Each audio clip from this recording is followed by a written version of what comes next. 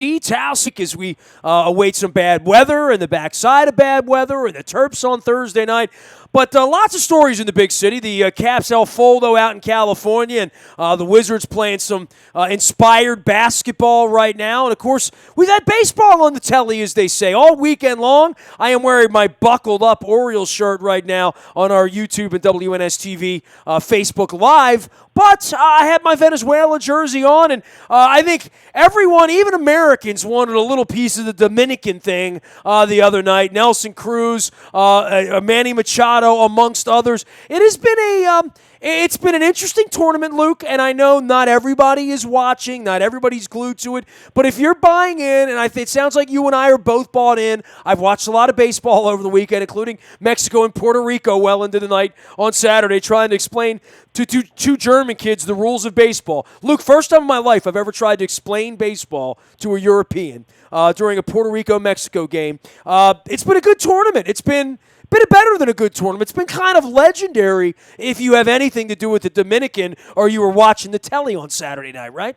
I think it's been fun. And I said this to you before we even started our conversation that I'll be totally honest, the past couple WBCs, and maybe it's because the United States hasn't had the greatest of showings, and we'll see how they play out. They got through the pool. They're into the next round along with the Dominicans, despite losing a 5-0 lead on Saturday night. But in general, just watching some of the other countries go at it, I've really enjoyed this. And maybe it's because I love baseball and I'm ready for real baseball to start, and you kind of get into this. If there were an expanded, if this were real baseball, like the World Series, like really for real, no pitch counts, whatever, this really could be a lot of fun, right? I mean, it's pretty fun even with with those restrictions in there, and I understand why they have those. And for as much as we're talking about the WBC being great, I'm sure Royals fans right now aren't loving it so much with Salvador Perez having an MRI on his knee after a collision at the plate,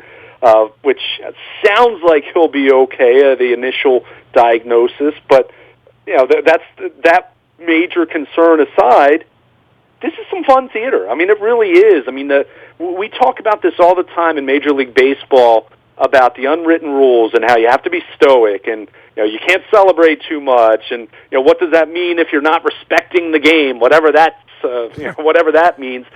In contrast, in the Caribbean and in other countries where they've been playing baseball a long time, they don't have those same kind of restrictions in terms of emotion. Dude, the Dominican game, the shaking of the hats, the craziness inside of that stadium, which, by the way, that stadium sucks. It sucked. It was the worst place on the tour. I even said to my wife watching the game, I'd never want to see another base. If I don't see another game there, I'd be okay. That's how much I dislike that stadium. But you would have loved that game. But seeing it illuminated the other night, right? And the Dominicans, when the game was over, the amount of energy in the ninth inning of that game, the feeling, the vibe felt Game 7 World Series-y.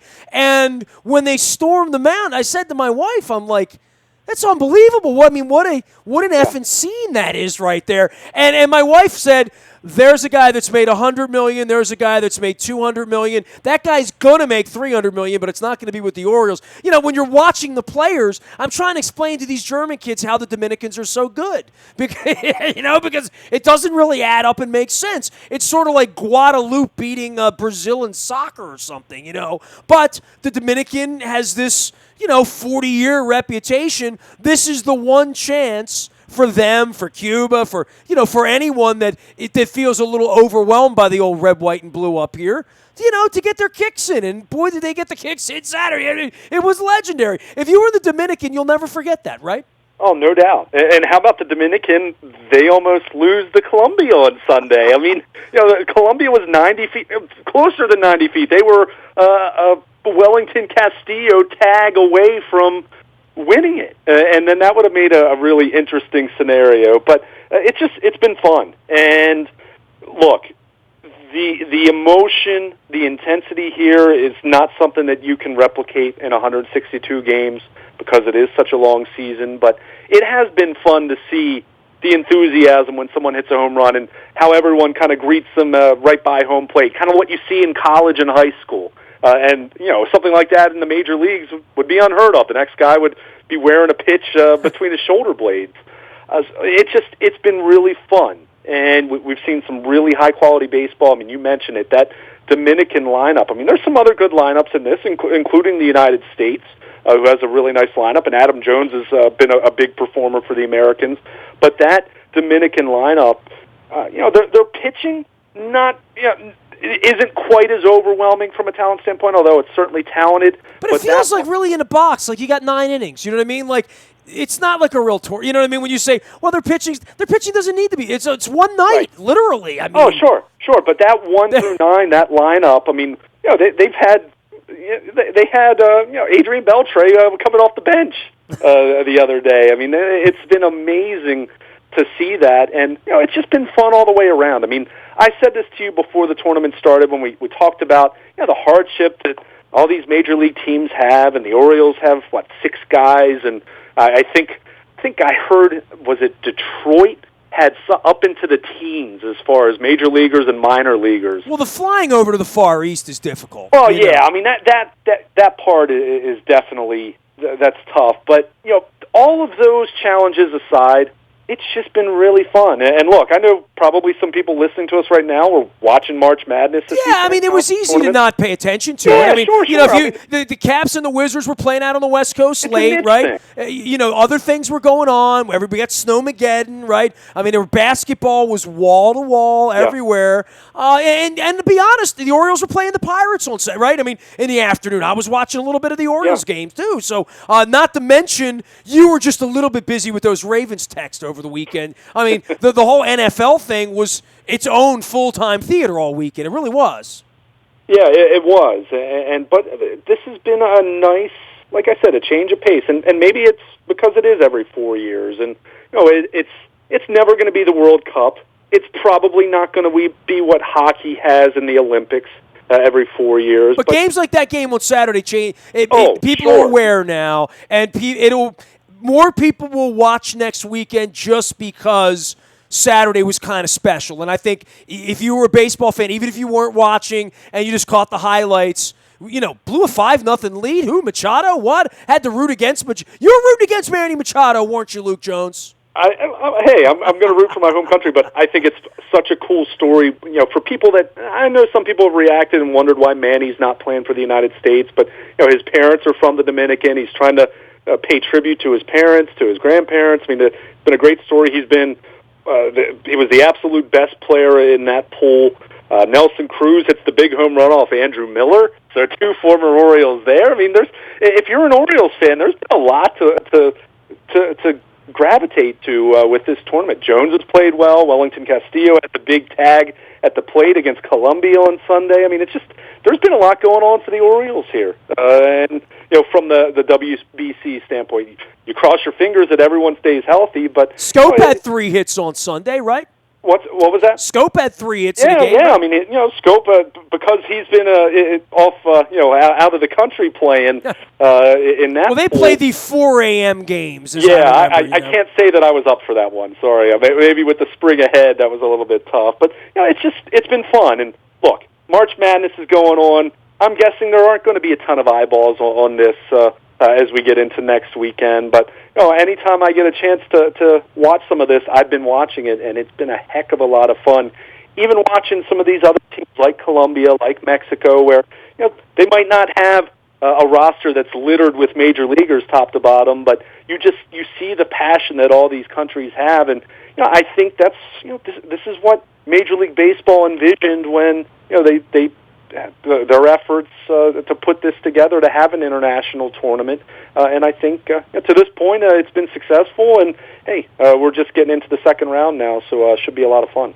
Nothing selling the game of baseball quite like the game of baseball, right? I mean, even when it's not good, just hang around a little while. Eventually, something will happen that makes you stand up and take attention. And I guess in spring training, nothing like that is going to happen in Sarasota or Dunedin or, at JetBlue Park or whatever. That's the only thing that happens in spring training is what happened over the weekend, which is you sending Chris Tillman texts out with bad news, shut down. And then the Oriole thing. All the joy of the World Baseball Classic is, opening day's in a couple weeks. Now, who's going to pitch again? Yeah, I mean, and this isn't something that's terribly surprising. I think anyone, from the first day of pitchers and catchers workouts, when Buck Showalter revealed that Tillman had a PRP injection in December, was experiencing some soreness when he began his throwing program. I mean, this is what he started dealing with last August. And any time you're talking about a shoulder, any time you're talking about an elbow with a pitcher, it's something that even if it looks like you're in the clear, and Tillman came back and pitched 5 games at the end of the season, and he looked okay. I didn't think he looked great, but he didn't look like a guy that was injured necessarily either. You were hoping that it was behind him. I asked him at FanFest how his shoulder felt, and he said at the time it felt good. Now, the interesting thing was he had already had the PRP injection at that point, so it's clear that they were trying to keep a lid on it for a little while, but with the news that he had shut down again on Sunday, was supposed to have his bullpen on Saturday. Buck had said that they were hoping it was a reaction to an antibiotic, that he had some joint soreness, but I think that was wishful thinking clearly.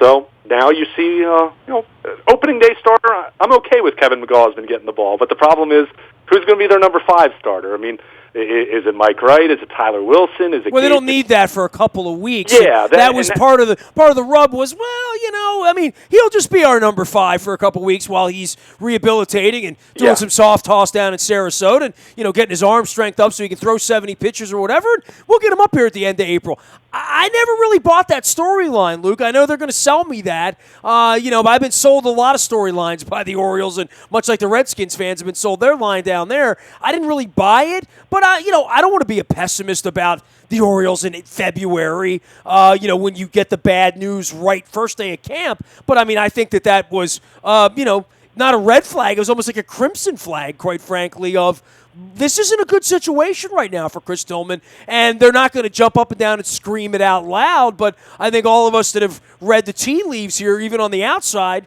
would say this is going to be something to keep your eye on because they didn't prepare for life without Chris Tillman, in my opinion, right? Yeah, well, and it's tough to prepare for life without a Chris Tillman. I mean, you're talking about a guy who has made 30 or more starts 4 years in a row. I mean, he has been the rock steady, de facto ace. We know he's not a true number 1 as it relates to guys like Max Scherzer or David Price, but he's been the Orioles' number 1 over the better part of the last 4.5 years. And it's definitely however much time he misses, and I think it's very clear at this point. It'd be stunning to see him at any point in the month of April. I don't think I'm being too bold in speculating to that degree. You're hoping that he's still able to pitch, a majority of the season. I hope for his sake, quite frankly, he's going to be a free agent. Whether that means the Orioles have any interest in him or not after this shoulder issue. You want to see a guy be able to get some financial reward for what he's been able to do over the last 4 or 5 years. But in the meantime, as you mentioned, they don't really need a 5th starter until middle of April.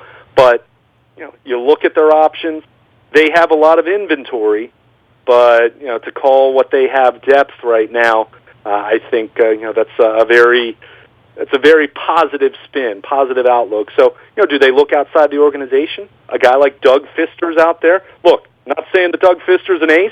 He's certainly not. He wouldn't be available right now. We talk about him every year, don't we? It's like, it feels like you're talking about Doug Drabeck or something. It just feels like, all right, we'll bring him in.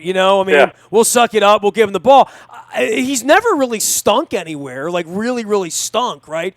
So you get the vibe that, well, he's a professional. I mean, he'll get us 5 1/3, maybe 4 runs, keep us in a game. And let's be honest, this team's going to hit the ball, so it should hit the ball at least. I mean, they're not going to walk a lot again. We're going to talk about station to station in beer league softball, but every 5th night you could do a lot worse than Doug Fister, I guess. If the Doug Fister I remember is still available. Right, and he's 33. I mean, he had a 4.64 ERA last year, but 2014, he had an ERA of 2.41. Dude, we got Ubaldo Jimenez running around here. Yeah. Don't urinate on Doug Fister, okay? Spare me that, bro. Well, but here's the thing that I've said to you, and this goes back to the last couple of years.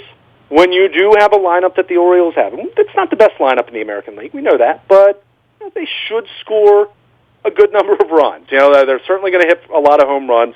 They can work with a 4.6 ERA. That's what I was going to say. If you can find another starter that puts you into that territory, and who knows? I can't work Maybe with one of these young guys can do that. There was a time when Miguel Gonzalez was a complete unknown. There was a time when think back to Jason Hamill a few years back. Dude, I've been talking about Davies and Rodriguez and Arrieta, and I have completely and totally not even mentioned the name that you just brought up.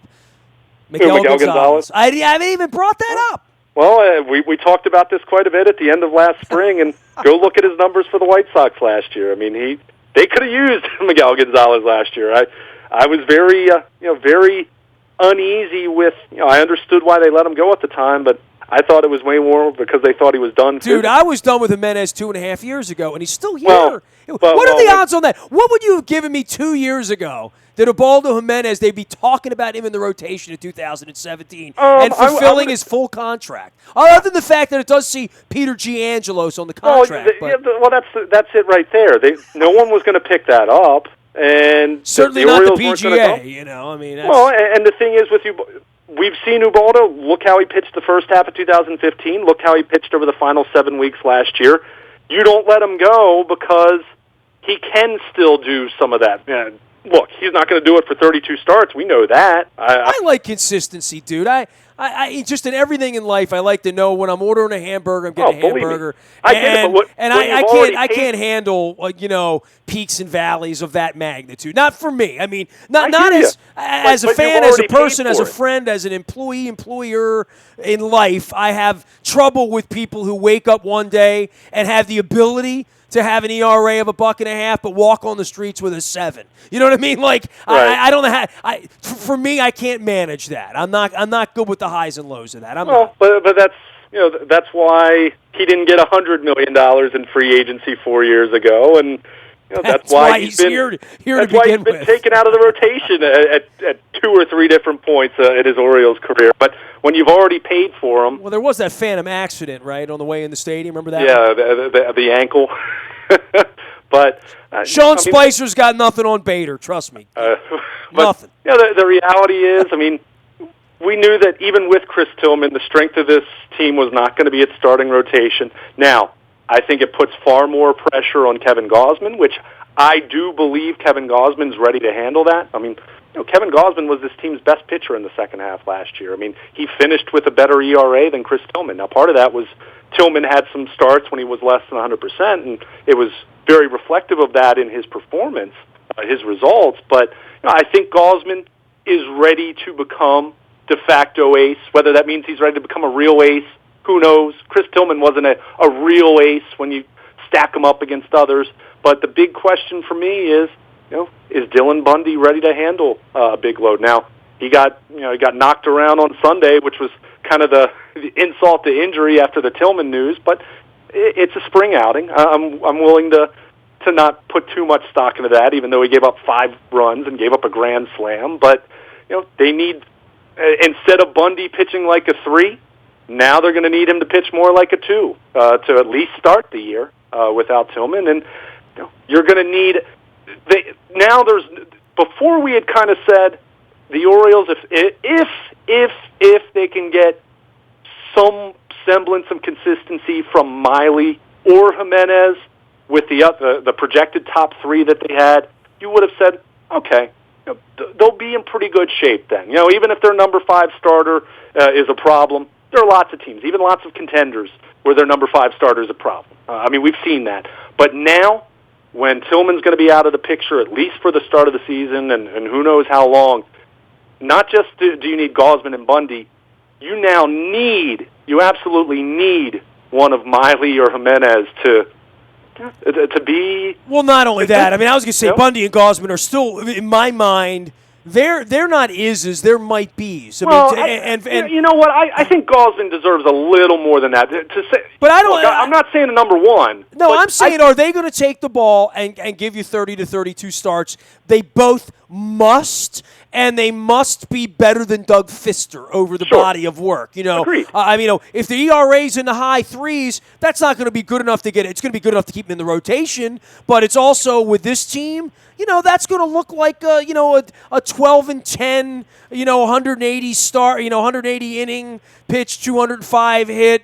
And on nights when you score 9 runs, you'll win some games. But more than that, the health, the level of health, and the strength for Bundy and Gausman, it now says to me they got to make 60 to 70 starts between the two of them because there's no mindset for me that Ubaldo Jimenez is going to be good enough to get the ball 28 to 30 times and survive long enough to do that. And if he does, to do it the way he's being paid to do it, for whatever that means. I mean, I still look at him and say, that dude's probably out of the rotation by Memorial Day. That's just the way I look at it, honestly. Well, when it's happened 2 of the last 3 years, can he be the guy he was in 2015, which was, he had an ERA in the very low 4s. If he can be that guy, then they might be able to endure however long Chris Tillman is out. But, in the case of Gausman, I mean, this is why I say I think he's more than a might be at this point. Bundy's still a might be because the body of work just isn't there. He hasn't had that many starts. But Kevin Gausman's pitched to a 3.77 ERA over the last 3 years in the major leagues. I mean, is he a bona fide all-star? That might be a stretch to say that at this point. But to me, he's a top half of the rotation kind of guy. I feel pretty confident in that if he stays healthy. He had the shoulder issue at the beginning of last year. Didn't seem to affect. Well, that is the concern. He took the ball 30 times last year. Great. Okay. Good. Is he going to do that this year? I mean, I hope so because he has to now, right? I mean, sure. There really is no safety net. And that's going to be the story of this year. If they fall down the hill in any way, we're going to go back and say, what the hell were they doing in the offseason about the pitching? You know what I mean? And we could say that right now, but you can't pitch too much because they are 0-0, right? And they have been competitive 3 out of the last 5 years, really competitive. So you look at it and say, all right, well, we'll sort of, dare I say, give them the benefit of the doubt. But the benefit of the doubt is that, Gausman has to stay healthy, has to take the ball 30 times, and has to at least be 180 innings, 180 hits, and sort of, in the 3.5 to 3.75 range. But I don't expect him to go out and be a Cy Young winner this year. Health is the biggest thing for me. Health and relative effectiveness, Yeah, I mean, if Gausman can do what he did last year, he made 30 starts, had 179 and 2/3, and he had a 3.61 ERA. Now, the win-loss record was completely a product of poor run support. Sure. So if he can duplicate what he did last year, then okay. If he can be more like he was in the second half of last year, even better, because over the final 2 months last year, he did pitch like a legitimate ace. Maybe not a top 3 Cy Young Award winner, but he pitched like an all-star caliber pitcher over the final 2 months. So his last 12 starts, go look back at the numbers. He was sensational. Fenway Park had the big start, had the start in the season finale in the Bronx. Well, they need to do all that to get to Toronto. Let's be honest, right? I mean, they had to play good ball. So, I think Gausman, I feel good about, assuming the health is there. He came back from the shoulder issue last April, and velocity was never a concern. He had some stretches where he wasn't quite as good, but overall he pitched. He was rock solid for them. Bundy, we'll see. He's preparing to be a starter. He got knocked around on Sunday. I'm not all hot and bothered about spring statistics one way or the other, but can he hold up with the Governors being removed, as Buck Showalter would call it, as far as, hey, they're not gonna have a pitch limit on him like they did last year. I mean, he's going to have kind of a normal pitch count. A guy that gets to probably 100 pitches, and then you kind of see where you are at that point. So I think the big question with him is because he hasn't done it as much, and because last year was the first time in 3-4 years that he's been able to stay healthy. Can he duplicate that? Can he be a guy that maybe doesn't give them 180 innings, but can he give them 160, 165, 170? If they have those two guys doing that, then you try to figure out the rest of it. Whether it's adding a Doug Fister, whether it's someone like Mike Wright finally stepping forward to at least be a number 5 starter. at least give you, say, a 4.5 ERA, a 4.6 ERA. You get that, you might be able to survive. And look, we know that the way that this roster, the way that this bullpen is going to be constructed, with the bullpen, they have a little more flexibility now where they should be able to have 2 optionable pieces in there basically at all times. You might be able to you maneuver. You certainly still really need to get Chris Tillman back. And when I say that, the right Chris Tillman, a healthy Chris Tillman, not a shell of what Chris Tillman is. Well, it feels like we're a long way away from that today, right?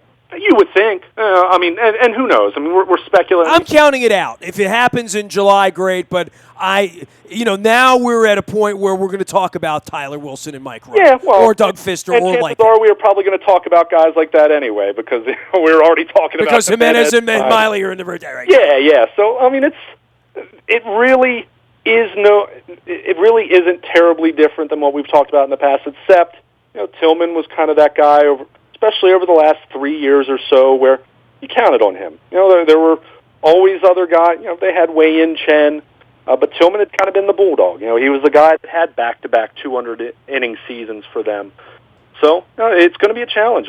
There's no way to sugarcoat it, but at the same time, and you alluded to this, how many times over the last 5 or 6 years have we counted the Orioles out because, they don't have the starting pitching. They don't have the starting pitching. They don't have the starting pitching. Well, they've made it to the playoffs 3 of the last 5 years, and they've managed to win games. And even without Chris Tillman, I'd still be really hesitant to say they can't be in the wild card hunt. Now that doesn't mean they'll win. Doesn't mean they're winning the division or winning 90 games. But with Buck Showalter's ability to manage a bullpen and with this offense, at least the potential it has. And certainly you need to avoid going through extended slumps like they did last July into August. But if they can have some other things go right for them, and certainly Gausman and Bundy are going to factor very heavily into that, then they might be able to survive it. And if you can get a Chris Tillman who's right physically, if you can get that, whether it's June, whether it's July, then you'll be all the better for it. But it's clear that's going to be a major challenge for them. But the rotation is always a challenge. It wouldn't be Orioles baseball without talking about that, I guess. He is Luke Jones. It is Baltimore Luke out on Twitter. We're going to continue this conversation, for the next 6 months or so as the World Baseball Classic shapes up for next week. USA moving on. Dominican. It's going to be a good tournament this weekend. Of course, we got March Madness and the Terps. We've been talking a lot about Xavier and getting that going in Florida State this weekend down in Orlando. A lot of folks head down there. Caps, Wizards, all sorts of stuff mixed in here. But we are a couple of weeks out from being, as my shirt says, buckled up for opening day and Oriole baseball. We'll be monitoring all of that. Any breaking news out of Sarasota or anywhere else, you're going to get that first on the WNST text service, just like all the Ravens information we've thrown out this week. And we're getting ready for the draft there and free agency now, and Brandon Williams back, and guys coming and guys going, and the Danny Woodheads, who I still want to do a radio show with. I'm looking forward to that. Head coach Barry Trotz joins us next Monday night at Greenmount Station in Hampstead. We're going to be swabbing for the Bone Marrow Registry. Not a stellar weekend in California for the Caps either, so we're going to be talking about them and the Wizards as the week gets going, as well as the Redskins. It's always fun making fun of the Washington Redskins. I'll be doing a lot of that this week.